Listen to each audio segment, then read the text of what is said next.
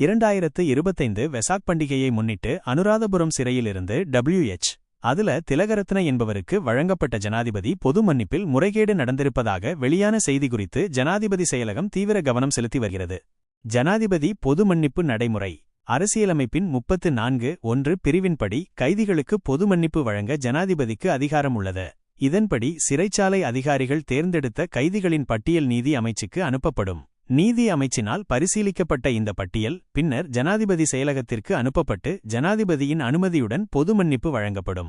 நடந்த முறைகேடு மே 2025 அன்று சிறைச்சாலை ஆணையாளர் நாயகத்தால் ஜனாதிபதி செயலகத்திற்கு அனுப்பப்பட்ட பொது மன்னிப்பு பெற வேண்டிய 388 கைதிகளின் பெயர் பட்டியலில் அனுராதபுரம் சிறையில் நிதி மோசடி வழக்கில் சிறையிடப்பட்டிருந்த WH அதுல திலகரத்னவின் பெயர் சேர்க்கப்படவில்லை. அதாவது ஜனாதிபதியால் பொது மன்னிப்புக்காக அங்கீகரிக்கப்பட்ட 388 பெயர்களில் அவரது பெயர் இல்லை.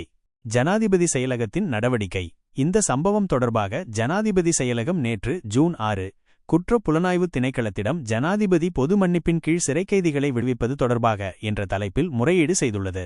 எதிர்வரும் நாட்களில் இது குறித்து முறையான விசாரணை நடத்தப்பட்டு இதற்கு பொறுப்பான அதிகாரிகள் மீது ஒழுக்காற்று நடவடிக்கை எடுக்கப்படும் என ஜனாதிபதி செயலகம் தெரிவித்துள்ளது.